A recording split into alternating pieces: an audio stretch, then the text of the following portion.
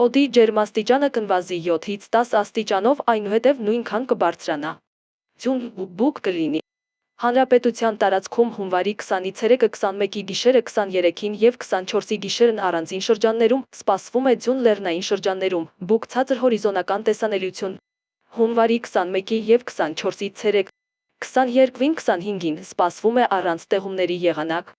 Քամին հյուսիսային 2-ից 5 մետր վարկյան։ Հունվարի 23-ից 24-ը առանձին շրջաններում սպասվում է նաև քամու ուժգնացում 15-ից 18 մետր վարկյանում։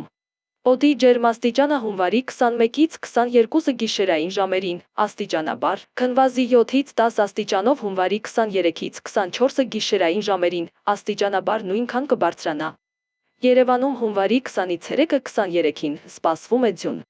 Հունվարի 21-ից 22-ը 24-ից 25-ը սպասվում է առանց տեղումների եղանակ։